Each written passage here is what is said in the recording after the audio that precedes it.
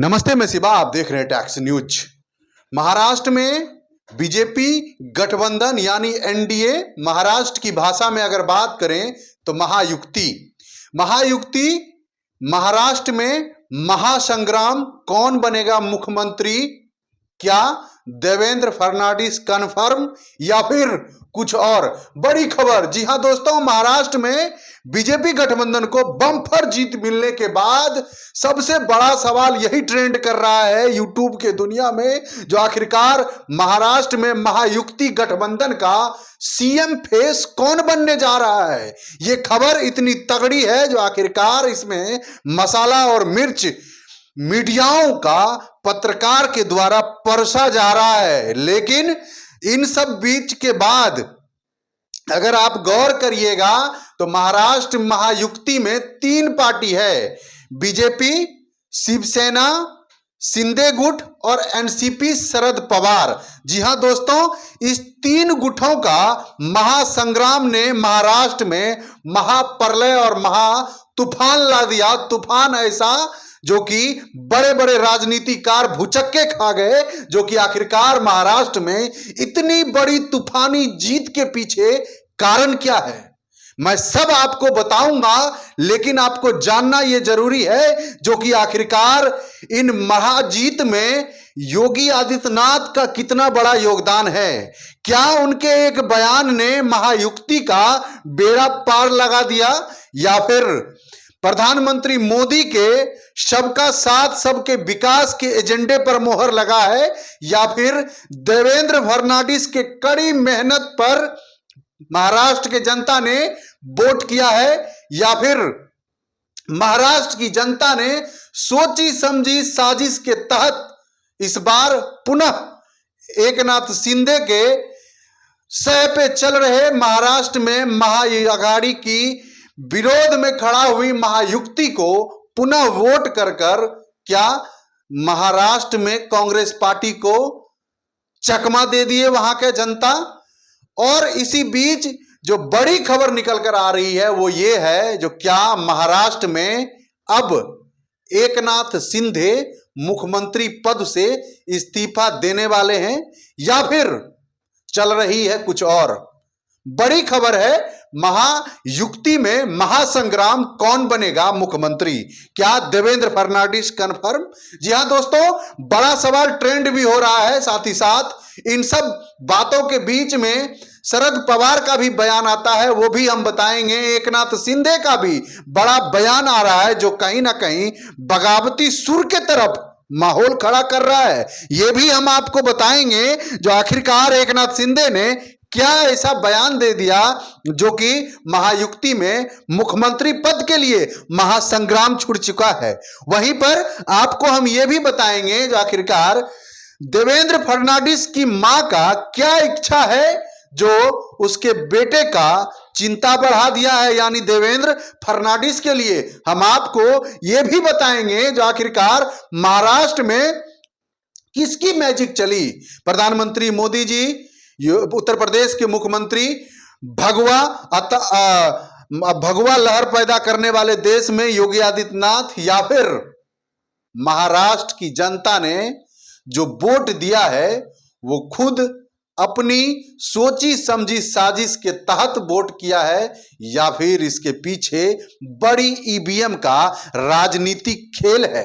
जी हां दोस्तों, इन सब के बारे में आपको विशेष से बताएंगे। आप लोग जुड़े रहिएगा, साथ ही साथ चैनल को सब्सक्राइब भी करते चलिएगा। अब खबर विशेष में इसलिए है क्योंकि महाराष्ट्र में कांग्रेस को फुटबॉल की तरह बीजेपी पार्टी ने बाहर फेंक दिया और सत्ता में बम्पर जीत हासिल की। महाराष्ट्र की जनता ने एक बार एनडीए गठबंधन को बम्पर भरोसा दिलाते हुए उनकी जीत पर मोहर लगा दिया। साथ ही साथ यह भी महाराष्ट्र की जनता ने तय कर दिया जो कि महाराष्ट्र में वही होगा जो महाराष्ट्र की जनता के हित में काम करेगा और महाराष्ट्र के जनता के साथ साथ महाराष्ट्र के पूर्वजों का भी ख्याल रखेगा। जी हां दोस्तों, यह बड़ा सवाल निकल कर आ रहा है। इसी बीच चुनाव की काउंटिंग के बीच 234 से 235 सीट महागठबंधन को महायुक्ति को मिला, जिससे बीजेपी पार्टी में तो खुशी का माहौल गर्म है, लेकिन कांग्रेस पार्टी में पूरी की पूरी मातम छा गई है। मातम इतना बड़ा जो आखिरकार अब उनके नेशनल राजनीति पर क्या असर पड़ने वाला है, क्योंकि महाराष्ट्र में बुरी तरह चुनाव हारने के बाद उनका अब उम्मीद खत्म हो चुका है, जो कि बीजेपी के सामने क्या कांग्रेस फुटबॉल की तरह फेंक दिए गए हैं या फिर उनकी राजनीतिक विरासत अभी बाकी है। हम बात यह भी करेंगे जो कैसे हरियाणा चुनाव हारने के बाद सबसे बड़ी उम्मीद बनी बैठी थी, लेकिन वहां से भी वो चुनाव हार गए और आखिरकार अपने फंसे हुए पेच से निकलने में असफल रहे। अब देवेंद्र फडणवीस या एकनाथ शिंदे कौन होगा महाराष्ट्र का मुख्यमंत्री? कोई तो दिल्ली शिफ्ट होगा, ज्यादा चांस किसका है?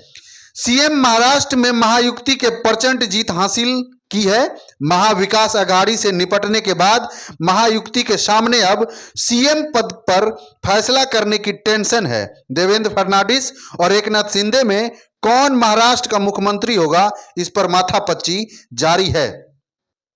महाराष्ट्र विधानसभा चुनाव में महायुक्ति का जीत होना सिंपल नहीं है, प्रचंड जीत है। महाराष्ट्र के चुनाव के नतीजों को देखकर ऐसा लग रहा है जैसे महायुक्ति की सुनामी आई है।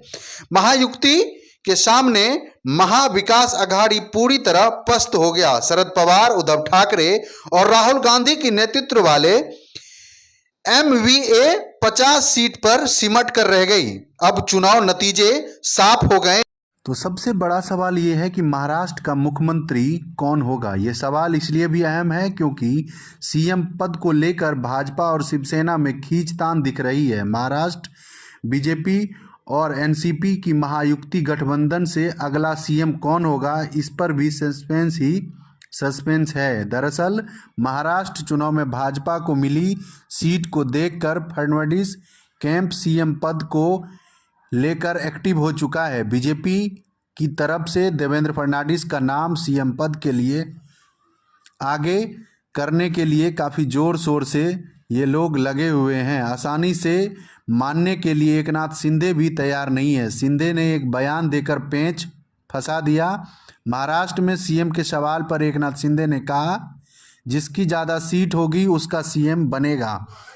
ऐसा तय नहीं हुआ है, उन्होंने कहा, जो कि महायुक्ति के तीनों घटक दल नेता बैठकर इस फैसला को करेंगे। देवेंद्र फडणवीस भी कुछ ऐसा ही बोल रहे थे। वहीं पर आपको बता दें, जो कि भाजपा को 132 तो शिवसेना को 97 तो एनसीपी को 41 सीट इस बार मिली है। इसीलिए इस बार का माहौल कुछ चेंज है, जिसके कारण देवेंद्र फडणवीस का रास्ता साफ दिख रहा है। अकेली बीजेपी को 125 सीटों पर कब्जा जमाया। एकनाथ शिंदे आसानी से मान जाएंगे, इसके लिए जवाब से पहले ये जानना जरूरी है कि भाजपा में फडणवीस के लिए सीएम पद की मांग जोर पकड़ने लगी है। खुद आरएसएस भी चाहती है कि देवेंद्र फडणवीस ही अगला मुख्यमंत्री बने। साथ ही अमित शाह ने भी कई सारे रैलियों में इशारों में ये कह दिए थे, जो कि आप लोग भाजपा को पूर्ण बहुमत की सरकार बनाइए, देवेंद्र फडणवीस ही अगला सीएम बनेंगे। वहीं पर आपको बता दें, जो कि देवेंद्र फडणवीस की मां ने भी बड़ा बयान देते हुए महाराष्ट्र राजनीति में भूचाल ला दिया। उन्होंने कहा, जो कि उनके मेरे बेटे ने चुनाव के लिए 24 घंटा मेहनत की है। उन्होंने अपने खाने पीने और दिनचर्या की भी परवाह नहीं की थी। देवेंद्र मुंबई में रहना चाहते हैं और दिल्ली नहीं जाना चाहते हैं। अगर देवेंद्र को मुख्यमंत्री के तौर पर भाजपा प्रोडक्ट करेगी तो एकनाथ शिंदे से बात बिगड़ सकती है, लेकिन पहली वाली अब माहौल नहीं रहा एकनाथ शिंदे के लिए, क्योंकि उनका नाराज होना तो लाजमी है, लेकिन नाराजगी से कोई फायदा होने वाला नहीं है। आपको बता दें, ऐसे में भाजपा के पास प्लान बी है। अगर देवेंद्र फडणवीस महाराष्ट्र के मुख्यमंत्री बनते हैं तो शिवसेना चीफ एकनाथ शिंदे का दिल्ली जाना होगा। एकनाथ शिंदे किसी भी कीमत पर सीएम से डिप्टी सीएम का डिमोशन स्वीकार नहीं करेंगे, ना ही वो फडणवीस कैबिनेट में रहना चाहेंगे। ऐसे में भाजपा उन्हें दिल्ली आने का न्योता दे सकती है। एकनाथ शिंदे नरेंद्र मोदी कैबिनेट में शामिल हो सकते हैं, इस बात की बहुत कम संभावना है। एकनाथ शिंदे 2019 वाली कहानी रिपीट करेंगे, जब मुख्यमंत्री पद के चलते उद्धव ठाकरे बीजेपी से गठबंधन तोड़कर एनसीपी के साथ सरकार बना ली थी। उन्होंने उद्धव ठाकरे का हाल देख लिया था। ऐसे में उनके पास दिल्ली आने का विकल्प बेहतर रहेगा, क्योंकि आपको बता दें भाजपा के पास इस बार पूरी बहुमत है। वो अगर एनसीपी के साथ भी सरकार बनाना चाहे तो एकनाथ शिंदे का कोई ज़रूरी नहीं पड़ेगा। आपको बताते चलें जो कि भाजपा अभी अपने दम पे महाराष्ट्र में बीजेपी की सरकार बनाने के लिए सक्षम है। एकनाथ शिंदे की कोई भी ज़रूरत दिख नहीं रहा है। साथ ही साथ सबसे बड़ा सवाल ये निकल कर आ रहा है, जो कि चुनाव में एक हैं तो सेफ हैं, ये महामंत्र बन गया। चुनावी रणनीतिकार कह रहे हैं, जो कि इस बयान ने महाराष्ट्र चुनाव में काफ़ी ज़्यादा असर दिखाए। वहीं पर योगी आदित्यनाथ का भी अब कद काफ़ी ज़्यादा भारतीय नेशनल राजनीति में बढ़ चुका है। आपको बताते चलें जो कि यूपी में 10 सीट पे चुनाव था, जिसमें 7 सीट पर बीजेपी पार्टी चुनाव जीत लिए हैं। उसके साथ ही महाराष्ट्र में महासंग्राम के तहत महासुनामी जीत महाराष्ट्र में देखने के लिए बीजेपी पार्टी को मिला। वहीं पर योगी का महाराष्ट्र में काफ़ी ज़्यादा चर्चा हो चुका है। आपको बता दें, जैसे योगी जी को काफ़ी ज़्यादा लोग गिराने के तरफ लगे हुए थे, वैसे ही यूपी से महाराष्ट्र तक सिर्फ योगी ही योगी चर्चा है। आपको बता दें जो कि उनका एक बयान था, अगर आप बटोगे तो कटोगे। क्या इन पर बयानबाजी का दौर चला और इसी को दोहराते हुए महाराष्ट्र में देवेंद्र फडणवीस ने भी कहा, प्रधानमंत्री मोदी जी ने रिपीट किया और विश्व का सबसे बड़ा संघ आरएसएस के मुखिया मोहन भागवत ने भी इसी बयान को दोहराते हुए कहा, जो कि एक रहिएगा तो नेक रहिएगा। आपको बताते चलें, महाराष्ट्र चुनाव में महायुति की शानदार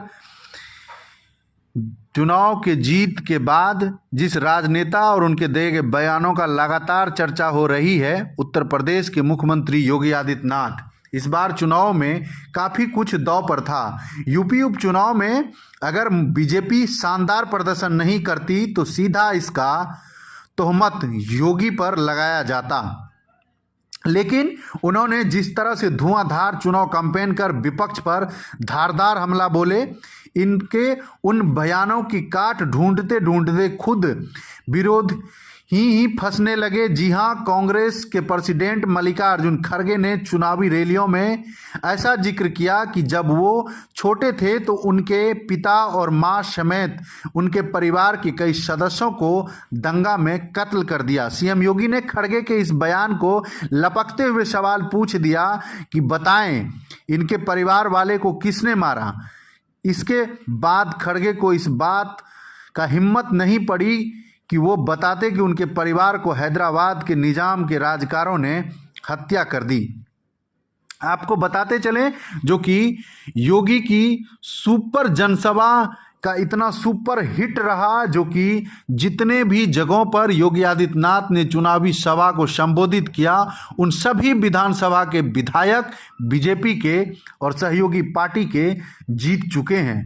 नेशनल लेवल पर बीजेपी पार्टी में योगी आदित्यनाथ का ग्राफ अब दूसरे नंबर का बन चुका है। प्रधानमंत्री मोदी के बाद अब किसी नेता का अगर चर्चा हो रहा है तो वो है योगी आदित्यनाथ। साथ ही साथ महाराष्ट्र चुनाव जीतने के बाद प्रधानमंत्री मोदी ने भी महाराष्ट्र के जनता को शुभकामना दी। साथ ही साथ उन्होंने ये भी कहा जो कि महाराष्ट्र में आप लोग ने जो महायुक्ति को इतनी बड़ी जीत दी है, इसके लिए आप सबका बहुत बहुत आभार, क्योंकि आप लोगों ने कांग्रेस पार्टी को फुटबॉल बना दिया। महाराष्ट्र चुनाव में ये आप लोगों ने साबित कर दिया, जो कि महाराष्ट्र चुनाव में BJP party super duper hit, और पिछले दशकों में महाराष्ट्र चुनाव का इस बार का रिजल्ट काफ़ी सुंदर और अविश्वसनीय रहा, जिसके लिए महाराष्ट्र की जनता जनार्दन को लख लख बधाई